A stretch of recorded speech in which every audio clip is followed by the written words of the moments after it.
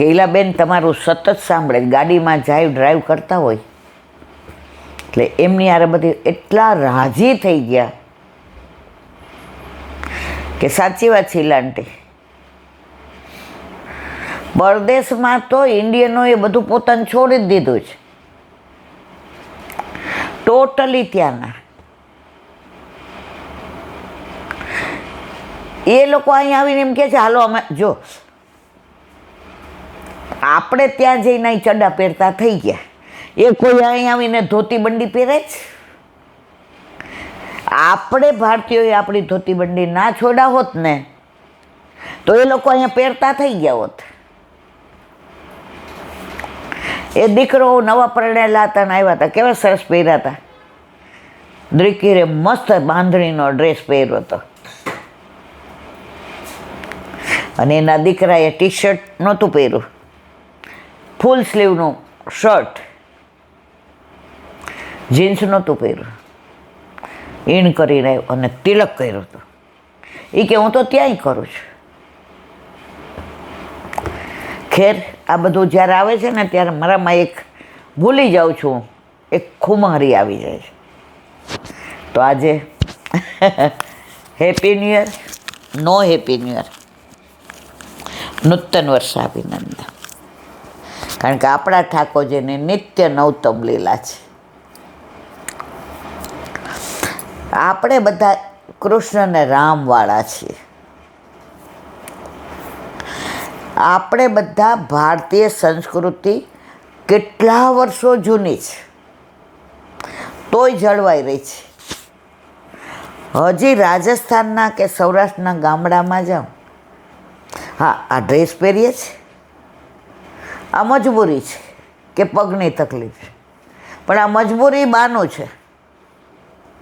50 વર્ષ પહેલાં ડ્રેસ ન પહેરવા દે તમને. પગમાં દુખે છે તો સાડી પહેરવામાં વાંધો શું છે?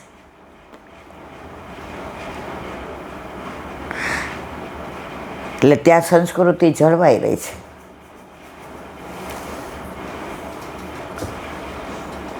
આજે એક બધા NRIનો ફોન આવ્યો કે બરોડામાં અમે અન્નકૂટ કરીએ છીએ અને બધાય વૈષ્ણવ આવે છે અને અમે બધા રેગ્યુલર સાંભળીએ છીએ. ઈલા આંટી કાલે 2 કલાક માટે આવો ને. ખરેખર પગે સારું હોત તો હું 500% જાત. મને વૈષ્ણવોને મળવું ગમે છે, મને વૈષ્ણવનો સંગ ગમે છે અને ત્યાં ગયા હોવા છતાંય અન્નકૂટ અને એ લોકોની ભાષા, બધી લેંગ્વેજ એ લોકોએ જાળવી રાખી છે. એ કે ત્યાં અમારો રોટલો છે, પણ ઓટલો તો આયા જ છે, બધાને બરોડામાં ઘરનું ઘર છે, દર વર્ષે અહીં આવે છે. કહેવાનો આશય, જો મન હોય ને તો માળવે જવાય.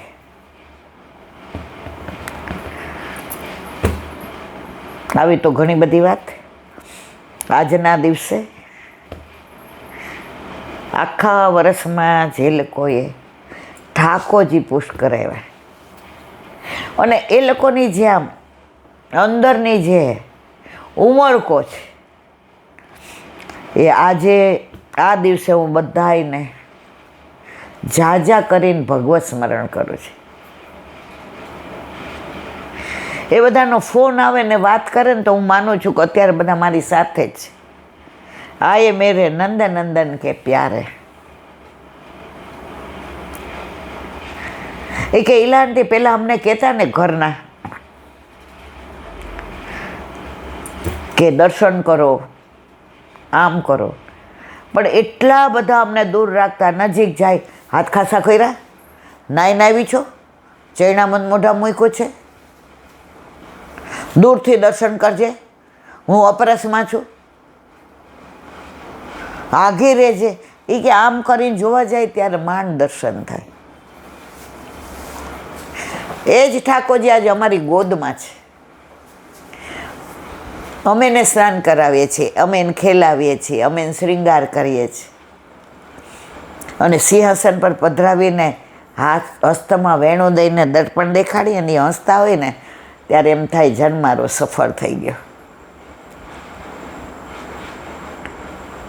પેલા અમને એમ થતું હતું કે દૂર જાવ ને અપરસ એ જ ઠાકોરજીની સેવા. હવે સમજાયું ના, આપકે રસ में जो रहे मस्त वो है अपरस. કૃષ્ણને હવે જાણવા માંડ્યા. 1 વર્ષથી પ્રભુ ઘરમાં બિરાજે છે, પણ જે તમે કહો છો ને કે હજારો વર્ષોથી વિખૂટા પડેલા, વિખૂટા પડ્યા પછી જે હજારો વર્ષથી મળીએ ને, પછી એ મળવાનો આનંદ છે ને લૌકિકમાં પણ. દીકરીને આપણે 20-21 વર્ષની કરી હોય ને સાસરે જાય અને અઠવાડિયું 10 દી ત્યાં રહીને પાછા પગ કરવા ઘરે આવે,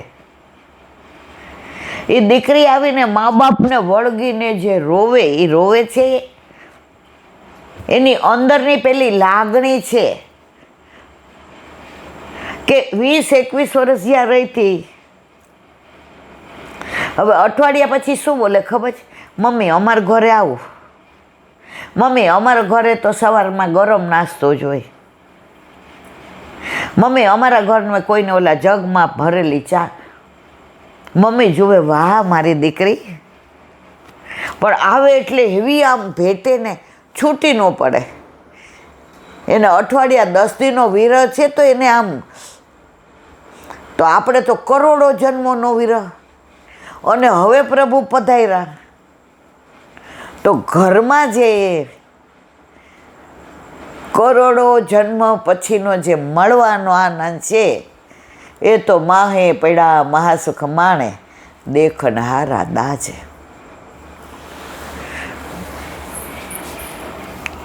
એક બે ભાઈબંધ હતા, એક સોની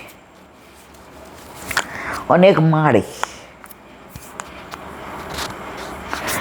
હવે સોનીને રાત્રે મોડે સુધી કામ મળે અને માળીને સવારે વહેલા ઉઠીને ફૂલ માટે જવું પડે. બગીચામાં, પહેલાંના જમાનામાં બગીચામાં ચૂંટવા જતા ને બધું રાજાનું કામ કરતા.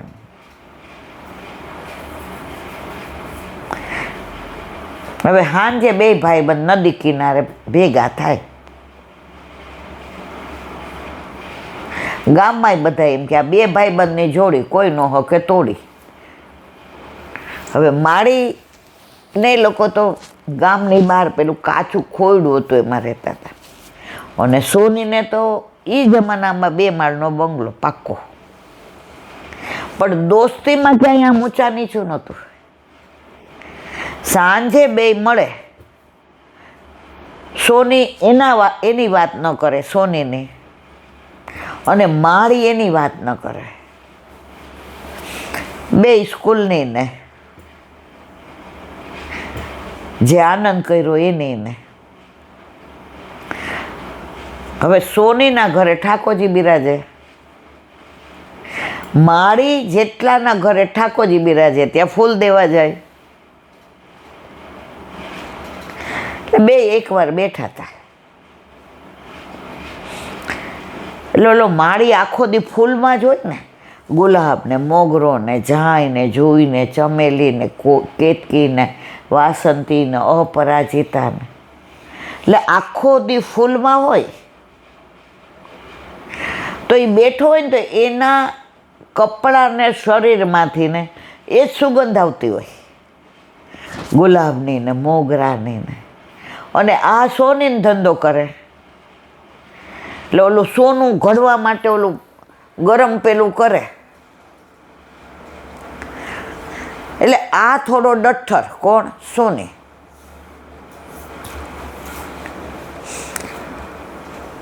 એકવાર માળીએ એટલા સુંદર રાજાને ત્યાંથી ઓર્ડર હતો અને એટલા સુંદર માળાજી સિદ્ધ કર્યા ઠાકોરજી માટે.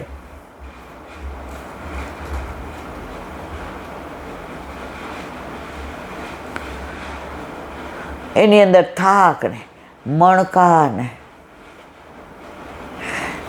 ઓલા કમળ બનાવ્યા ને લીલું એવી રીતે જાણે આમ આમ ઓલી દાળ ને ઘરમાંય બધા કે આજ તો તે બહુ માળા સુંદર બનાવી. એના મનમાં એમ થયું કારીગર તો બે અમે, હું ફૂલનો અને સોનાનો.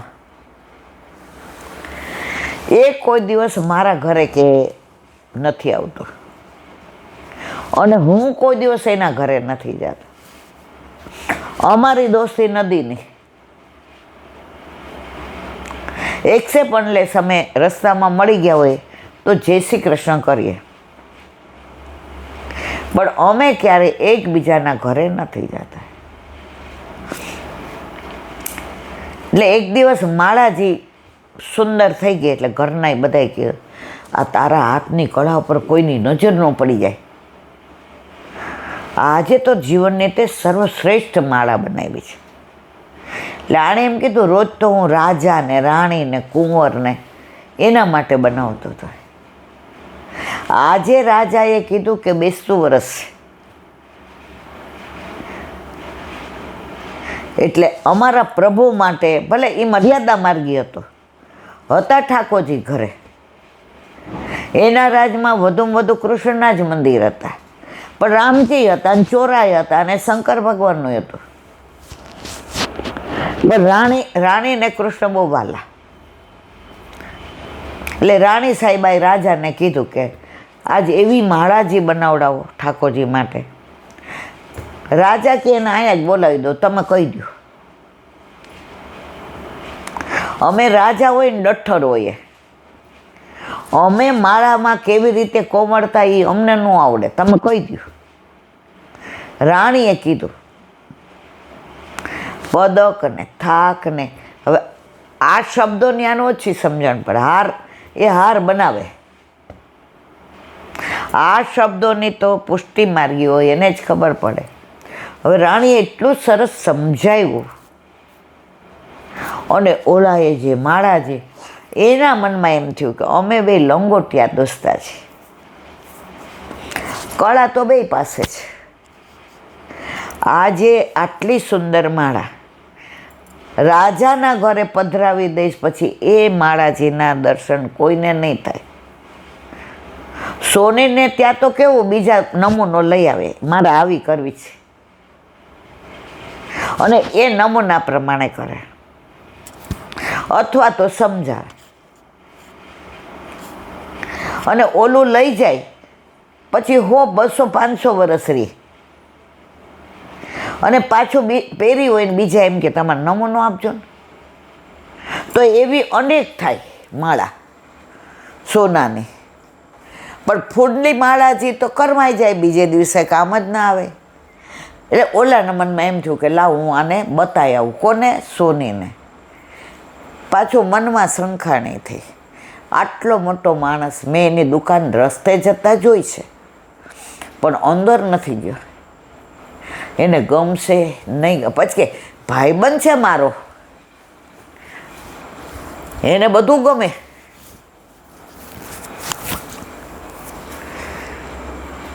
ગયો એટલે બહારથી પૂછ્યું કાકા મુન્નો છે?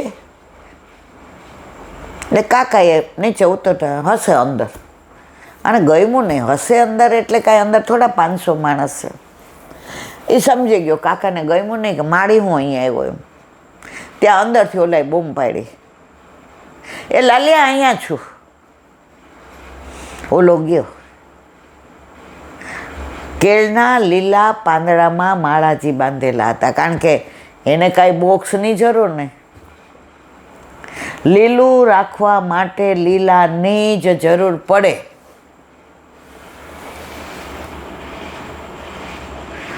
અને કઠણ રાખવા માટે ઓલા કઠણ બોક્સની જ જરૂર પડે. પણ સુગંધ લીલામાંથી જ આવે.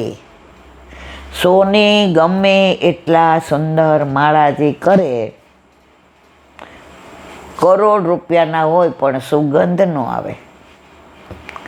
સુગંધ તો ફૂલમાંથી જ આવે. ફૂલ કદી વાગે નહીં. જો સોનામાં બરાબર કોતરણી ના થઈ તો ઠાકોરજીને વાગે. ફૂલના માળાજી ઠાકોરજીને 12 મહિના આવે. સોનાના માળાજી શિયાળામાં ન આવે, ઠાકોરજીને ઠંડુ લાગે.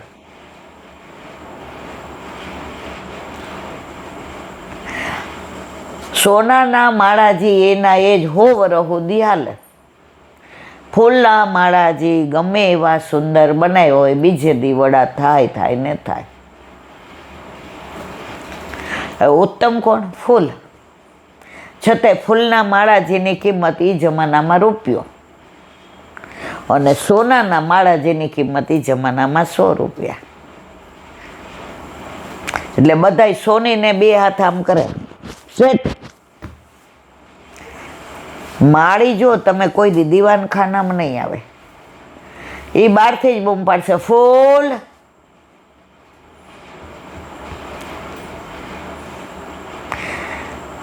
ઓલા ચામડાના ચંપલ પહેલા પહેરતા, અત્યારે લોકો ફેશનમાં પ્યોર ચામડું છો બહાર ઉતારે, અને ઓલા મૃદંગ વગાડે ને એમાં ચામડું હોય તોય અંદર. એટલે ચંપલે કીધું કે ભાઈ આપણે બે આમ ચામડાના, તોય તું કા અંદર મંદિરમાં, હું કા બહાર?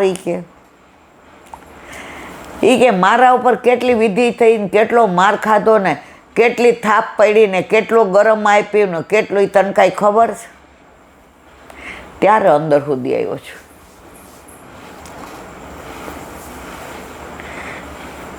બોલો, એક પથ્થરમાંથી 2 કટકા કર્યા, એટલે એક પથ્થર બહાર મૂક્યો. એટલે બધા એ પથ્થર ઉપર પગ મૂકીને ઉપર જાય. એનો જે બીજો ટુકડો તો એ અંદર મૂર્તિ